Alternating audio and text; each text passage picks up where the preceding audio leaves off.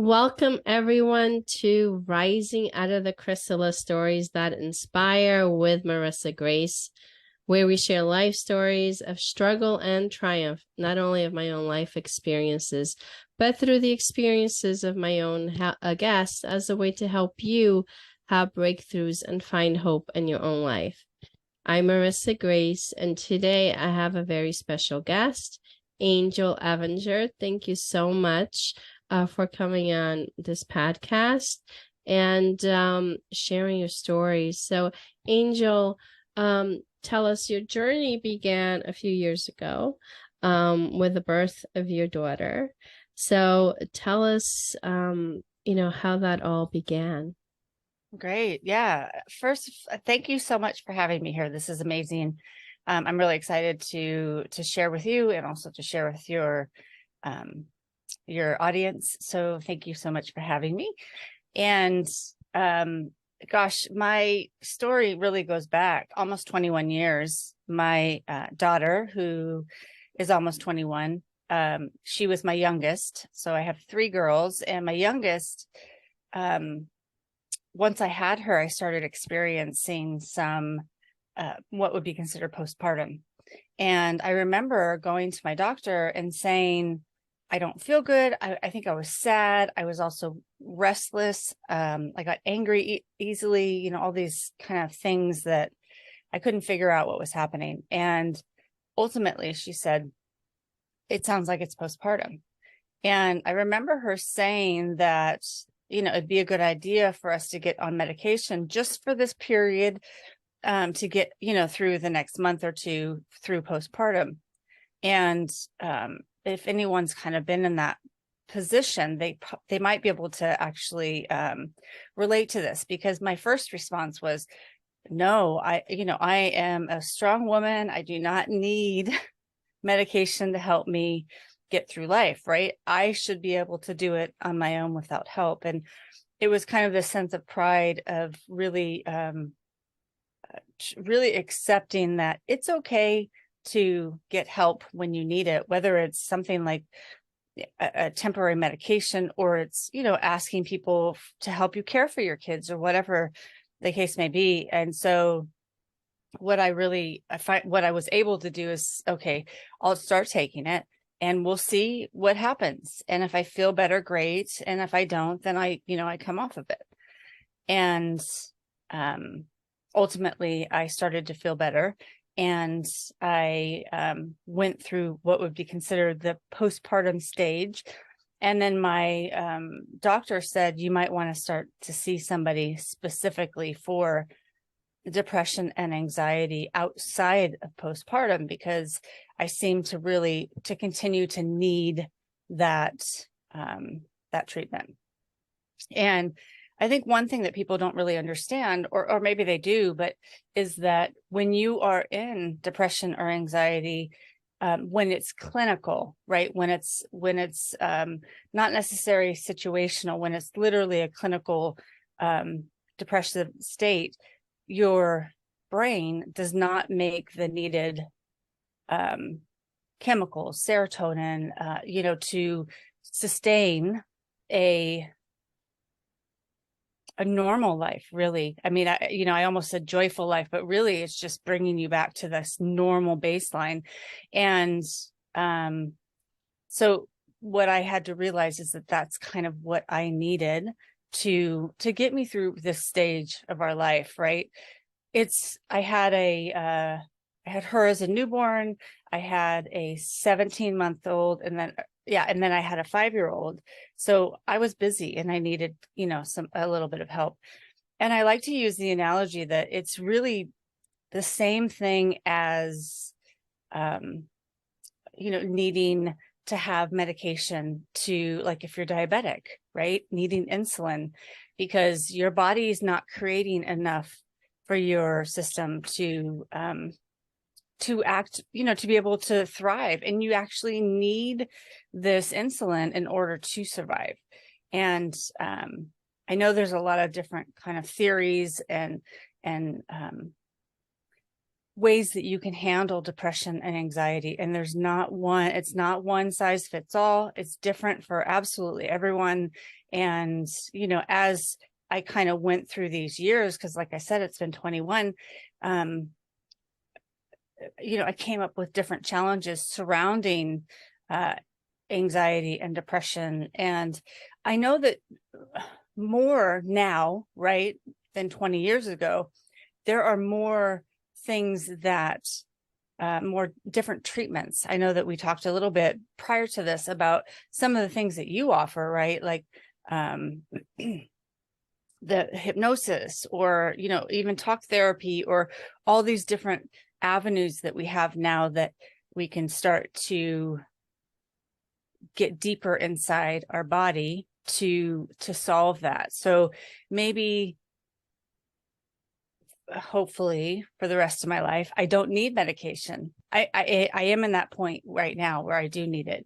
And I went through a few times this idea that, why do I need medication? I shouldn't need medication. I'm a human. I feel like I should be able to survive, quote unquote, normal, right? Which there really isn't a normal. And so there, a number of times throughout my kids growing up, I would get off of it. And each time I would find that I became angry. I became, I wasn't as patient for my kids. I would yell. I would, say things that I didn't necessarily mean. I wasn't necessarily really a good mom or a good wife. And so after all these many attempts for me to kind of say, I don't need it, I'm going to get off. Okay, now I need it. I don't need it. Okay, I'm going to get off, but now I need it. And I just had to come to the realization that I am a better mom when I'm on something that helps me treat depression and anxiety. In that case, and in that instance, it was medication. And if I don't take it, I am not what I consider not a good mom to my kids, right? I wasn't able to show up for them 100%. I wasn't able to continue to, work on my relationship with my husband and grow and really try to stay away from getting distant, right, within our marriage and having a strong marriage. And so finally, I just kind of said, okay, I'm no longer doing this for myself, which is really kind of sad, because I should be the number one priority in my life, right? If I take care of myself, I'm a better mom and I'm a better wife and better relationships. But the reality is like, okay, I'm going to do this for my kids because they need a mom that can show up for them 100%, that's not angry, that's not frustrated, that's not going to yell at them for something that, 2-year-old just does normally, right?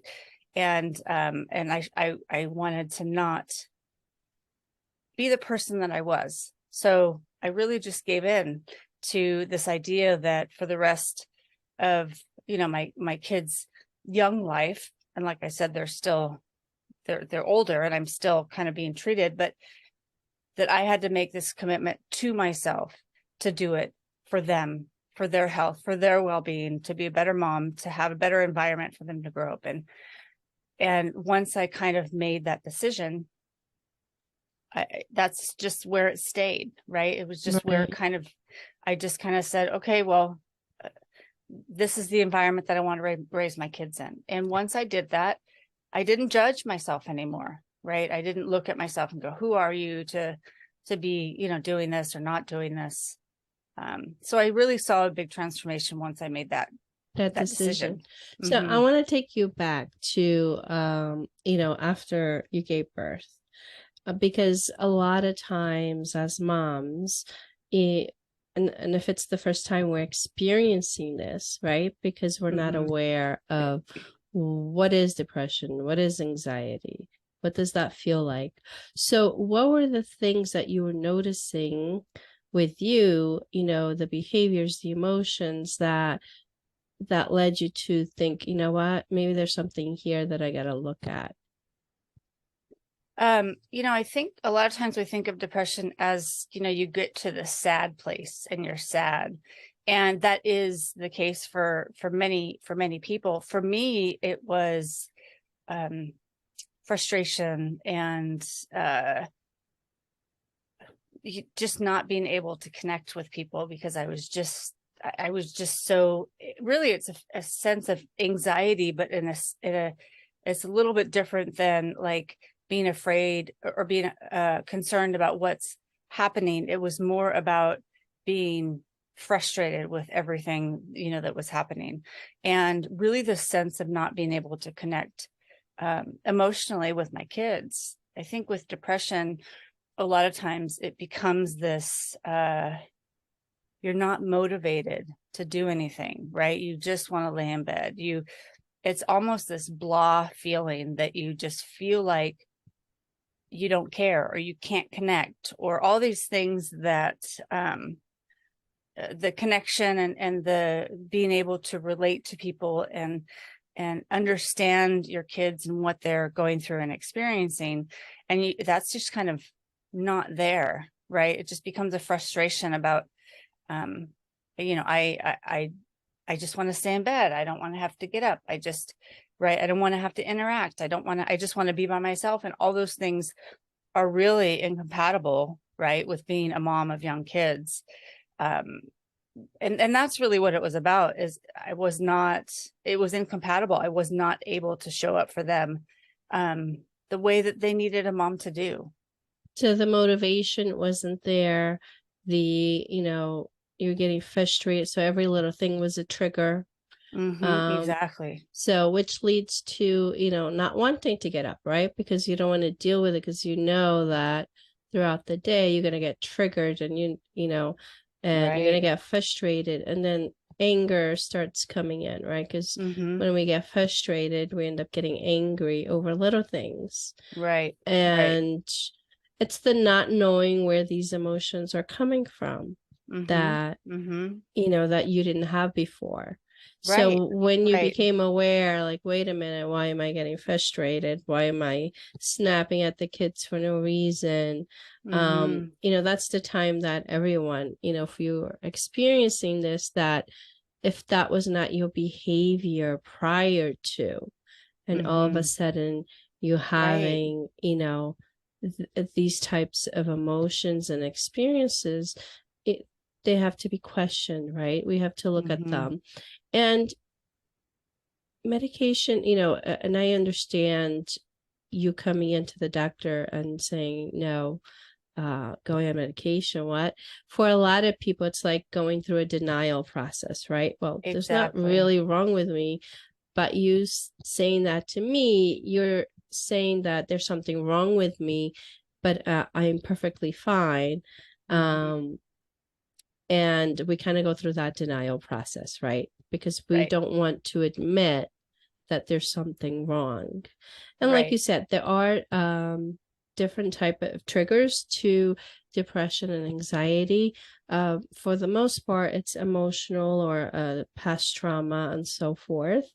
But there is a small percentages that is the physical, meaning, you just had a baby, your hormones are out of balance. So there's a chemical imbalance within you.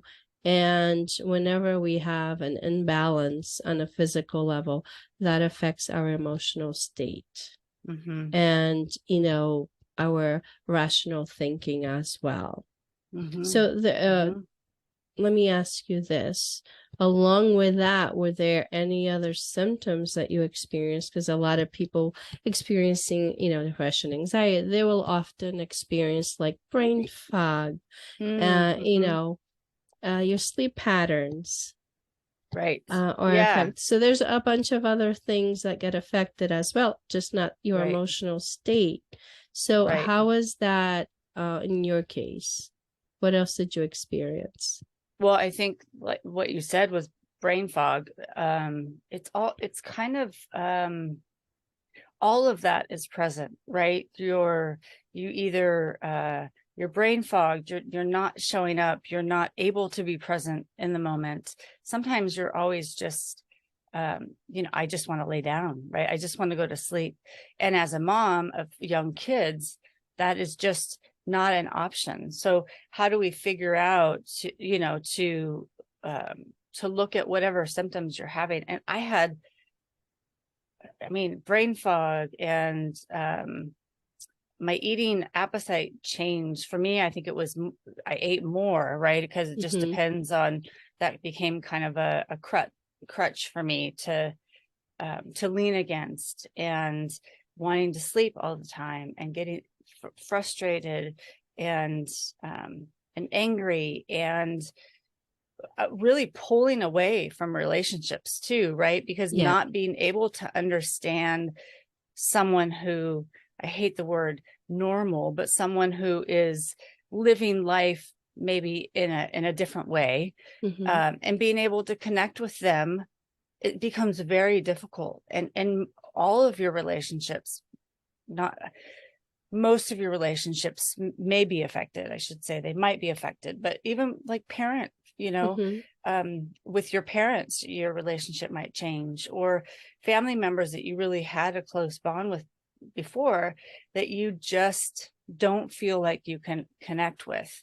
And because what they're experiencing in life is nowhere close to what you feel like you're experiencing. And a lot of times I think we're afraid to admit to people who know us, that are close with us, that something is wrong, especially because this idea that we have, for women especially, that we should be able to do it all, right? We should be able, and we shouldn't complain.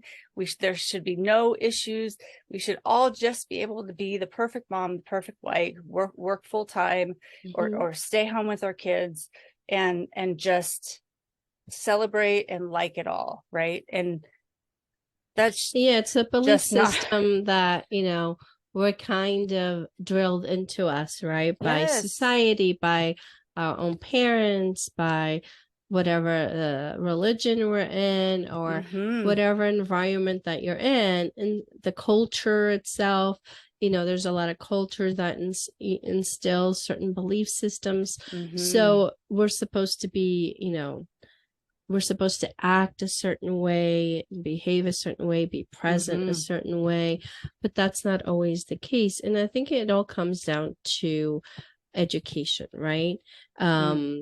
And that's where the fear comes in, of where we're afraid to openly speak about our mental illness, because the awareness of the mental illness isn't present in the family. So they may have a certain stigma around that area. So it creates that fear in us, like, oh, if I say this, they might make fun of me, or they may dismiss me. They may think, that I'm just crazy, whatever, this is going to wash off, or whatever, I'll just get over it, Angel. This is, just the phase. You'll get over it next month or so.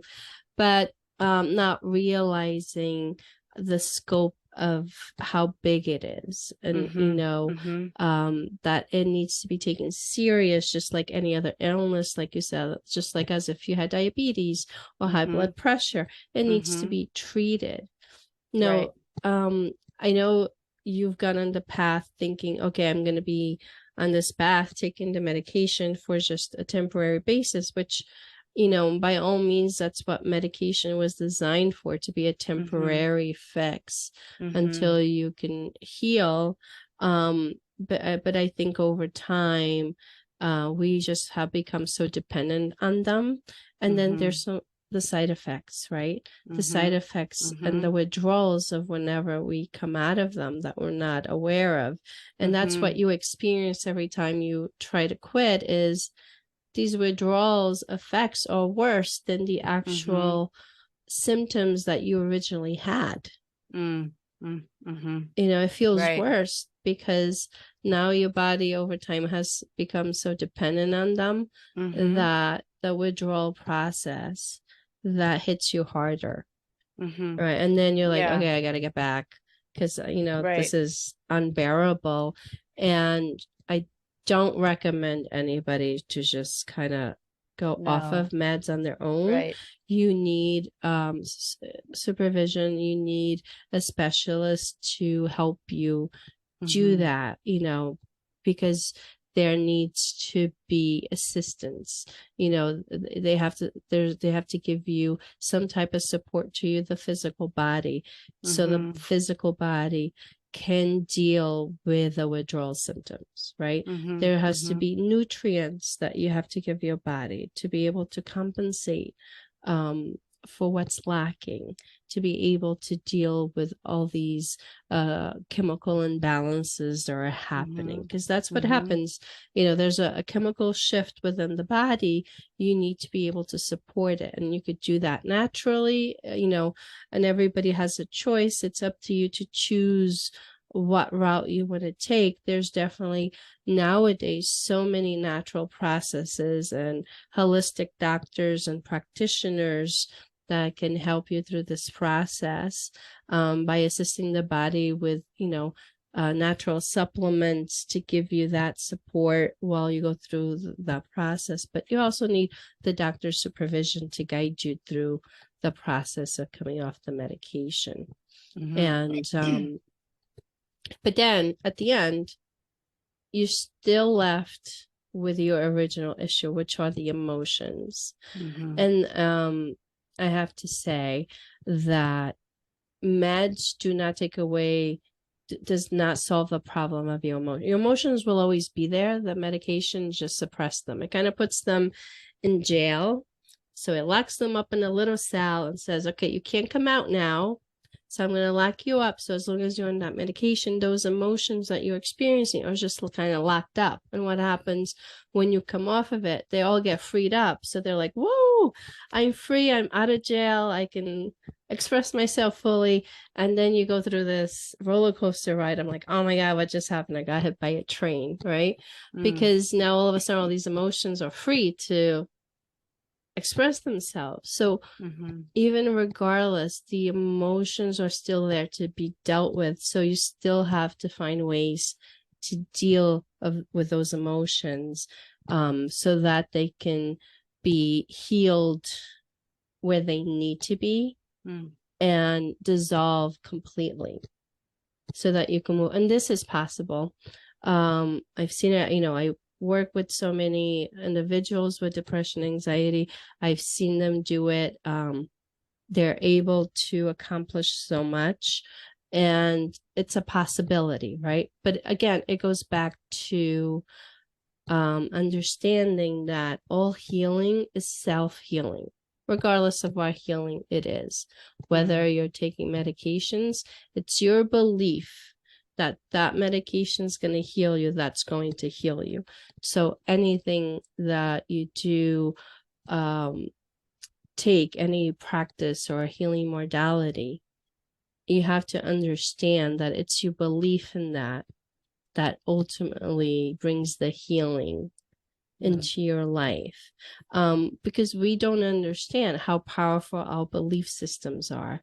And once we start even digging in through those emotions that we're experiencing, but then we realize, oh my God, it was a belief that I acquired that eventually led to this emotion experience that I'm having. And if we just understood how powerful our belief systems are that we give to ourselves, then we would understand that we also have the power of reversing those things. Because this is one of the things I always say, that you've acquired something, an emotion. So you acquire that frustration. Nobody gave you the frustration. We tend to say, oh, that person over there, you know, she made me so angry. Well, she didn't give you anger. It wasn't like she came in, here's a bucket full of anger fish. No, she triggered something that was already there. So there was a trigger of an emotion. You already had this. So your body produced this. So if your body is so intelligent that it produced this, it can also reverse it. Right? Just like anything else. So if the body's so intelligent that it, you know, decided to create hectic in your body and create this chemical imbalance, right? Because not everybody experiences that. So Mm-hmm. why does some individuals do and why do some individuals don't? Right? Mm-hmm. We all Mm-hmm. have the same functions within the bodies. We have the same body parts, right? So once we start looking at that, and if we look at our bodies that way, okay, my body is so intelligent that it created this. And if it has this intelligence, it also has the intelligence of reversing it as well. Mm-hmm. Mm-hmm. Now, again, it goes back to believing that it can do this. Mm. And if you believe enough of it, then you can see miracles happen, right? Within you, Mm. and a healing happening within your body. So, Angel, this whole experience that you've had, that you kind of still going through yourself, had led you to also having a podcast where you talk openly and help other individuals kind of talk openly about these things, where you can share experiences. So tell us about that.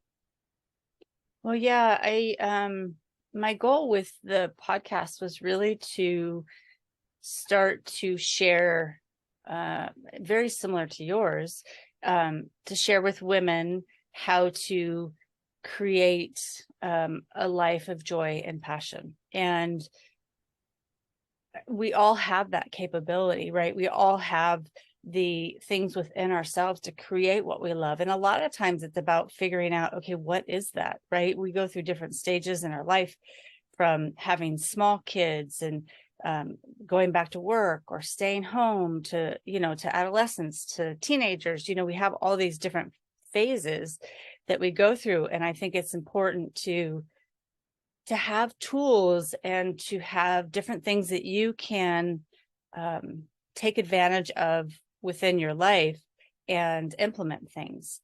And this idea that if we can listen to the learnings of other people and implement what they've learned into our life, without having to go through the trials and tribulations and the failure and, all the things that brought up that learning experience.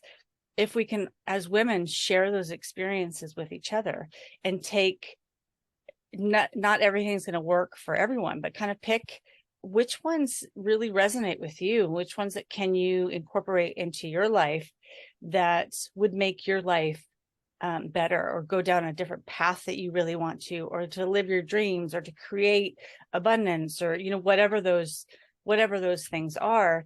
So that's the goal of the podcast, is to really reach out to women and say, look, we're at about 150 episodes, so it's like, let's share all the things that we've learned as women, and hopefully people can pick what feels good, what resonates with them, and implement into their life, and get to kind of transition into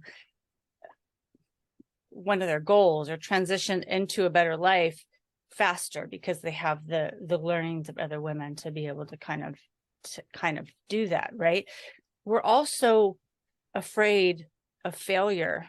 It's such a big thing, right? And in life, you are going to fail. It's a natural part Right. of It's life. part of the learning process. We have Right. to fail to learn.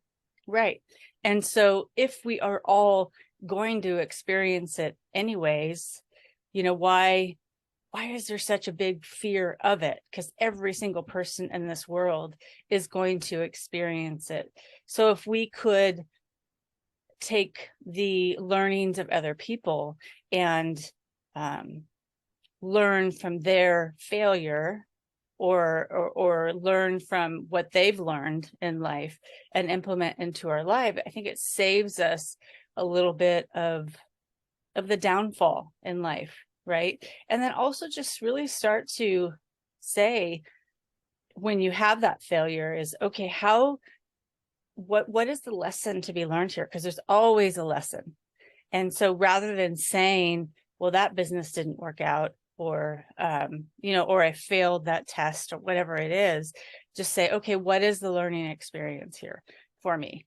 And try to be able to cling onto that one or that group of things or that one little thing, and then take that with you. And this idea of beating ourselves up because of a failure, constantly try to push that away and recognize that that's just part of life. It's part of your journey. It's part Right. of, learning. Everything is a learning experience. It's not really, we believe it's a failure because we're trying to measure up to a certain standard that we set to ourselves. And when we don't meet that standard, we automatically assume we failed. But if we, stop to look at it differently, we realize we learned so much from that experience.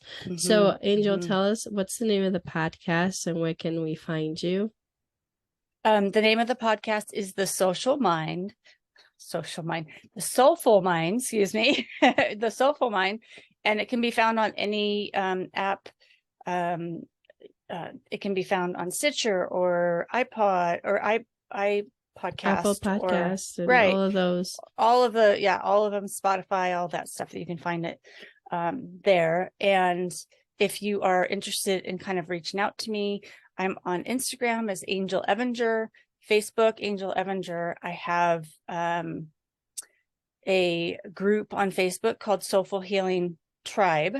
So if that's something that you want, it's free, and we just kind of share all this stuff with each other and really try to have a supportive environment for everyone. So that's an option as well. And I'm always up to hearing from people. So if you want to DM me and reach out and talk or share or, ask about my experiences, I would love to share that. So I'm here if they need me.